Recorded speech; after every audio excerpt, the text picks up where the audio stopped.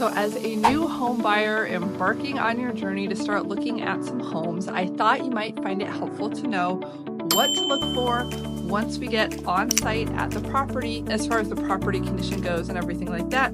So you can inspect the homes like a pro and know what to look for. That way you can kind of spot problems in advance, and if there's a big problem or an area of concern, you can make that decision on hiring an inspector. I'm going to give you some information about the major components of the house, and then we can talk through what to look for. So because last week one of the inspectors, one of our preferred vendors, came into the office and gave a great presentation on how to power preview homes. It took about 2 hours. I'm going to give you the fast version of the red flags of what to look for in the property. So let's dive in.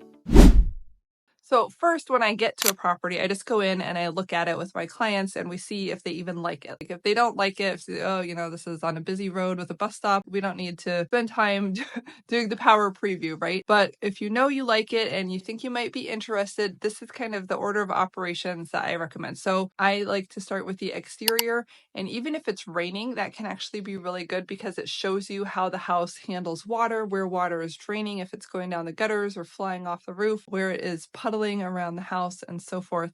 And since we get so much rain here in the Seattle area, that can definitely be good to know exactly how the house does handle the water. A lot of home maintenance comes down to maintaining the integrity of the exterior of the home. It's called the exterior envelope, and water is a big component of that. You want to keep what's outside outside and what's inside inside. So let's start with the siding. These are the outside walls of the house, and one of the first things to examine is the siding and make sure it's not something that was kind of commonly installed in the 80s called LP siding or LP smart siding. It's actually not smart in this area. It's prone to failure.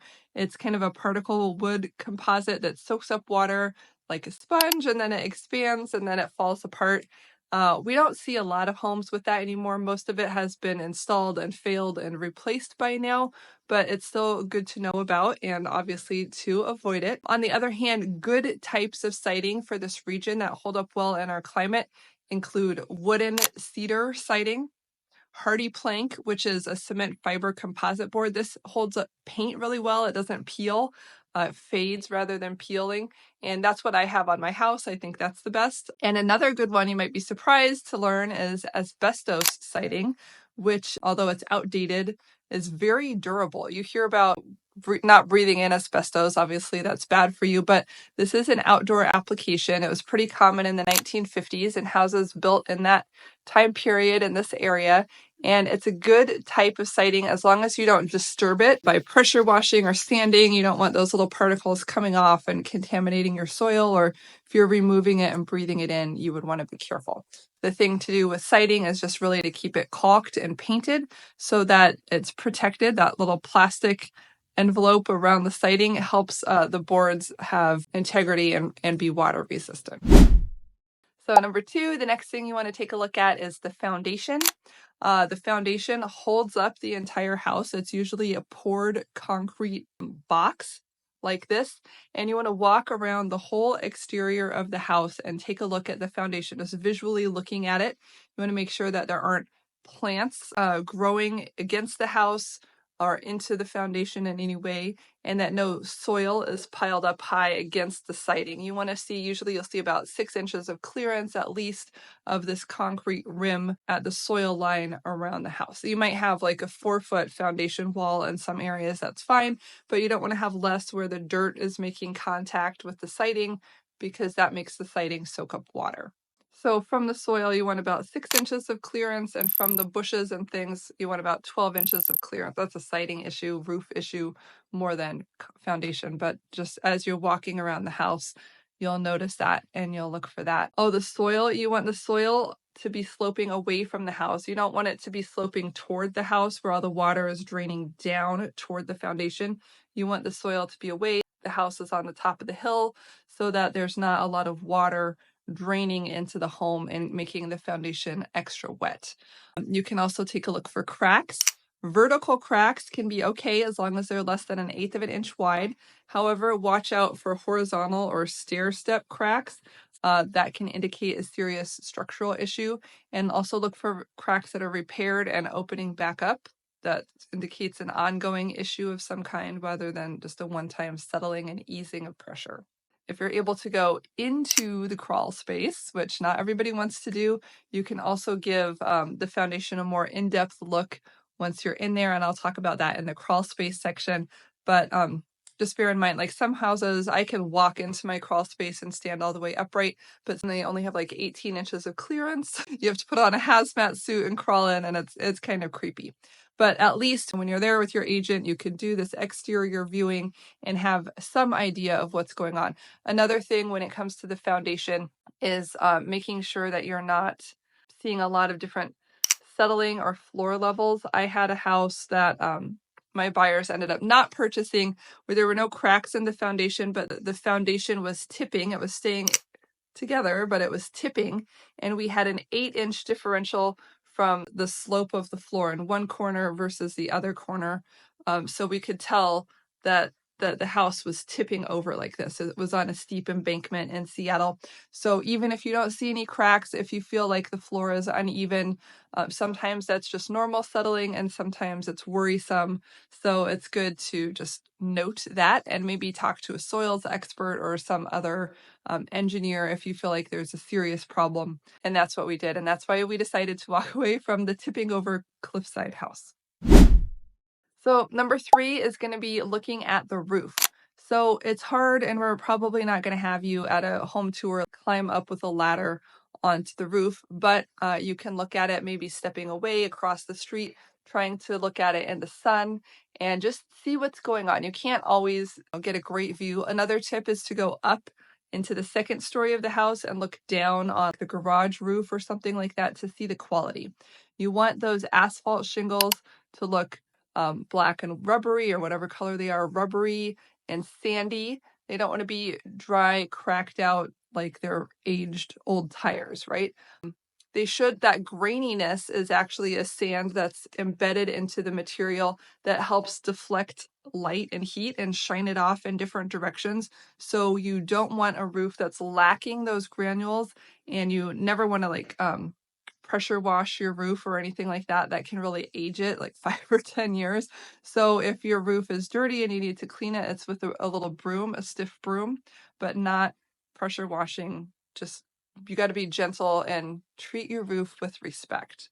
If there are any pipes or chimneys or things, you want to make sure that there's caulking around there. If there's a wall and the slope of the roof, you want to see some metal sheathing where the roof meets the wall so that it's the roof is not bouncing water back up onto that wall. You want to look at the gutters and make sure that they're draining water well. They're not all clogged up with leaves and sticks, and that when the water goes down the gutter and out into the yard, that it's going at least 6 feet away. A lot of times people will have like a black hose extending the gutter away from the house because, again, we don't want a lot of water draining right at the foundation wall. We want it to be out away from the home. The other common issue that we see so much here in the Seattle area is moss. There's a common joke around here that Seattleites have webbed feet and moss growing on our backs. I don't know if you've heard that, but if you lived here in the 80s and 90s when we all made fun of each other, you probably would have. So moss actually is a bumper crop in our climate. It does very well. It likes wet, shady weather. So make sure that you look at the north side of the house or any roof that's shaded by trees. That's where you're going to get the bumper crop of moss. And it basically sinks its little roots or feelers or whatever moss grows under the shingles and kind of pries them up and separates them from the house, making the roof more susceptible to water intrusion there and leaking. But the great news is that it's actually really easy to treat your roof for moss every year or two. You sprinkle on a zinc-based powder, little granules. You can get it at Home Depot. You can sprinkle it on yourself or hire a professional. It's pretty non-toxic, but we did have a little incident we had a little koi pond in our yard and the zinc ran off and killed the koi, so it's not totally benign. I mean, obviously it's a mineral, but too much of a good thing is never good. The next one is looking at the crawl spaces, tip number 4. So we talked a little bit about your clearance in there and whether you can actually get in and whether you have comfortable. In my crawl space, we have like electric lights, so we store things down there.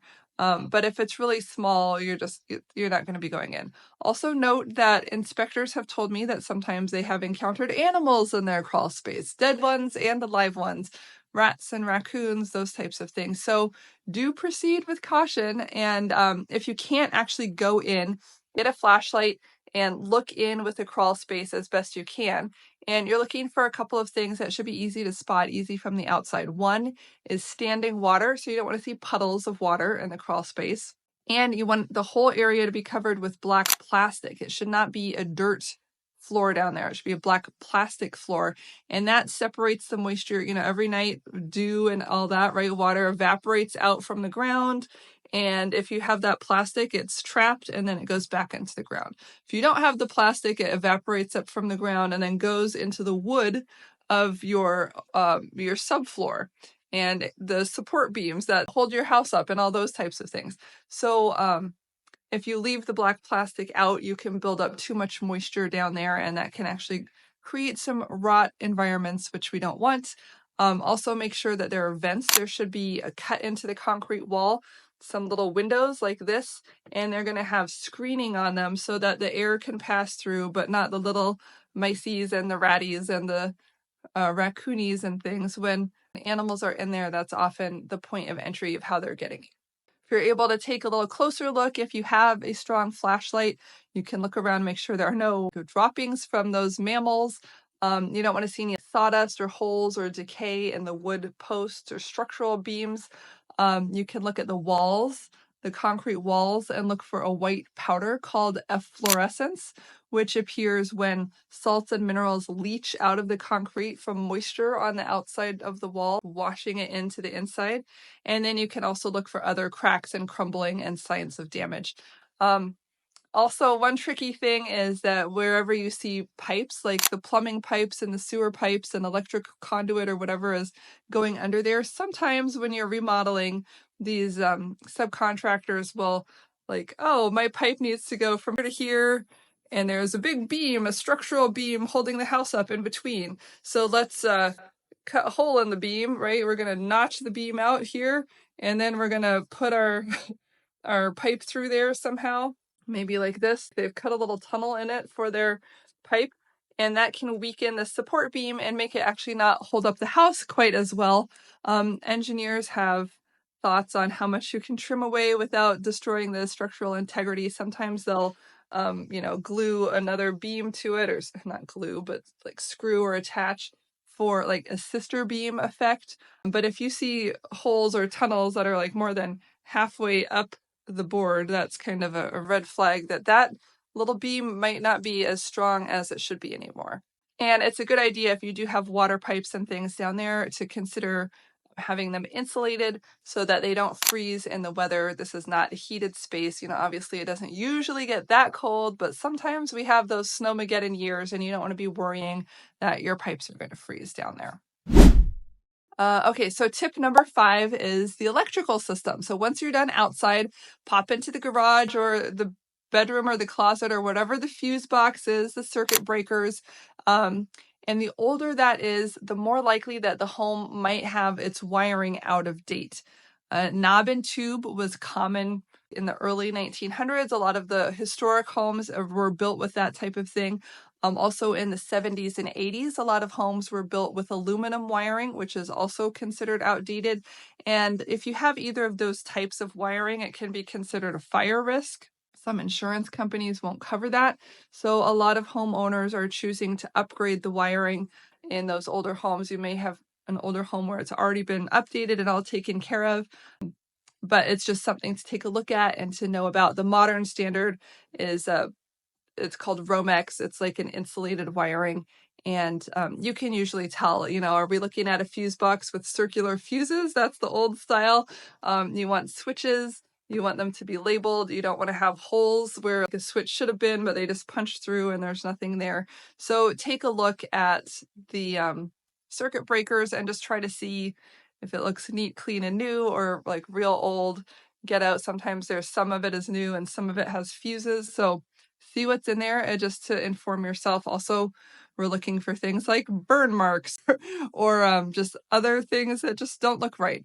And then inside, one of the big things, so the the inspector will go around with a little device. It's about the size of a phone charger block, and they'll stick that into all the outlets to make sure that they're wired effectively. You can't really tell yes or no if they're wired wrong without doing that, unless you just happen to like plug in a nightlight and it doesn't turn on. And sometimes even that, there's a switch.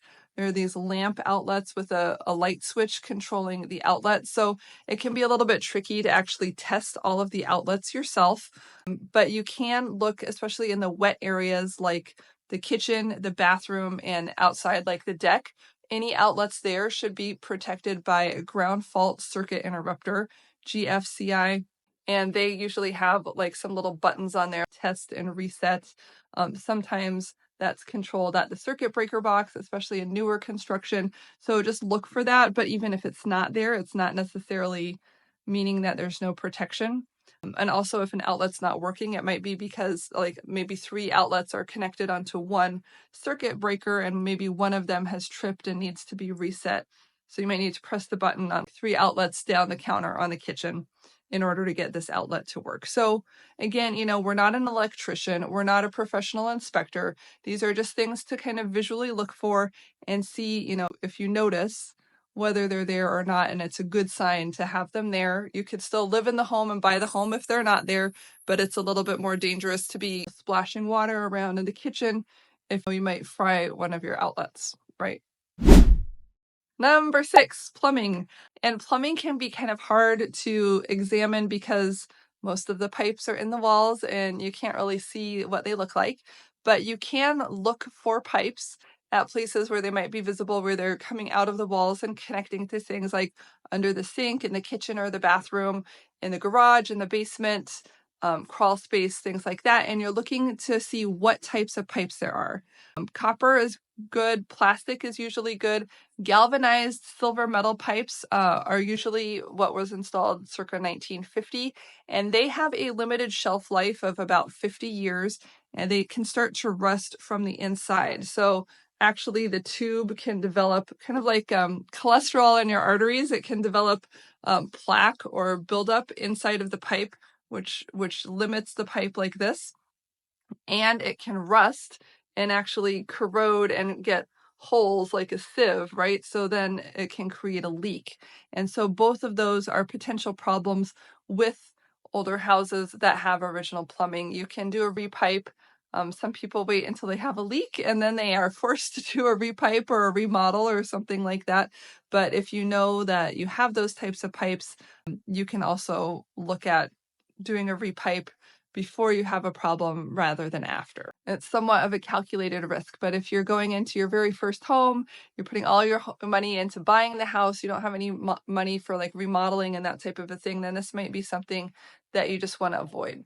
So one of the ways you can test your sink or your water pressure to see if you're getting that plaque buildup is to actually like go up to the bathroom, turn on the sink, turn on the shower, run all of the water, and then flush the toilet. And if the water pressure drops significantly, you kind of hear things contract, right? Then it might be a sign that you're losing water pressure, water flow, and the pipes are losing some of that capacity. And one other thing to look for as far as the plumbing is just any signs of moisture where it shouldn't be. The base of the toilet is a common place to have a slow leak. So any signs of water or feelings of dampness around the base of any of the toilets, as well as under the sinks. A lot of times kitchen sinks or bathroom sinks will have leaked at some point and they have that, cheap plasticky liner in there, or they have chipboard that's decayed. That could be a sign of a previous leak, and you want to see, hopefully, like it's not wet, it's not an ongoing leak, but that's something that you can very easily look for. Okay, number 7 is the attic. We're moving right along. And if you are able to climb up, maybe there are fold down stairs in the attic or something, and peek into the attic, here's what you want to look for. So number 1, any signs of moisture intrusion or water coming through the roof. This could be stained sheathing, which is the big sheets of plywood underneath the roof. It could be a leak or signs of water or water messing up the insulation and those types of things. Hopefully these are past leaks, the roof has been replaced, but it can create a lot of problems and rot, damage, mold, decay of the wood and the structural materials in the roof if it was an ongoing issue that wasn't addressed quickly. So you want to know about that, and just as far as understanding the whole story of the house.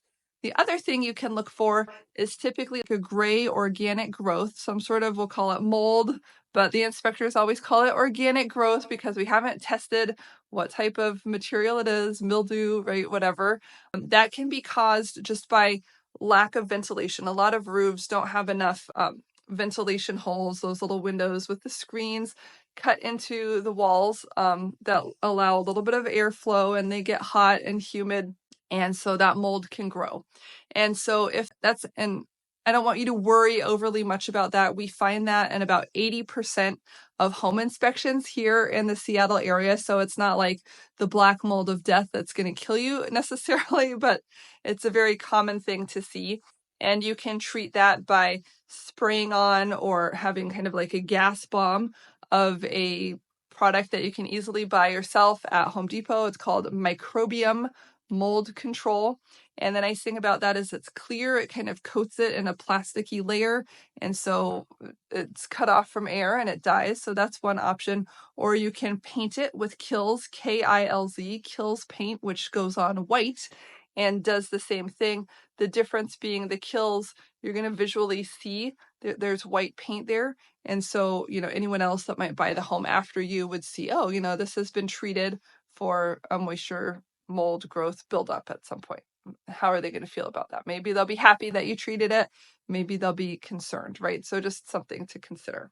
And if you are having that growth, you might want to consider maybe the next time you get your roof done, having some additional venting put into the roof so that you can get a little bit more air and circulation into that attic space. And so finally, take a look at the insulation inside of the attic, which is, it either looks like white snow or that roll of fluffy Pink Panther insulation, and that should be all over the floor of the attic. It should be pretty thick. We don't want thick and thin spots where it's been pushed aside or stepped on or messed with. You want it to evenly insulate the home. And you want to look for any signs of poop, rat poop, B-A-T, bat poop, lots of bats at the houses in the Green Lake area, for example, because that could be a sign of a pest intrusion. So exterminators all over the place to help you with that. Everything is figure outable, but it's good to know going in that this is an issue, and that might help inform some of your negotiations and things like whether this is a home that you want to get involved with, if you're willing to take that on, if you want to get more information, or if you just want to walk away. So, obviously this is a lot to look at. This has been a longer video than I anticipated, but you don't have to go through every single part of the home with a fine-tooth comb. You just want to look at the things that are most important to you, that the homes that you're most serious about, and plan, in most cases, if you want to pursue it, to go ahead and hire a professional inspector, a licensed inspector, to give you the full picture, his detailed expert opinion. That's probably going to cost you about $500 plus or minus, depending on the size of the home, but every inspector's fees are different. So if you need a referral to a detail-oriented inspector, he's not the cheapest, but he's very OCD, and I think that really helps. He's also great at explaining things to homeowners. So thanks so much for watching. I hope that this was informative. Again, my name is Emily Cressey. I appreciate your time, and if you're thinking about buying and selling, or you have a friend that is, be sure to check in with me and let me know how I can help. All right, I'll see you on the next video, and happy house hunting.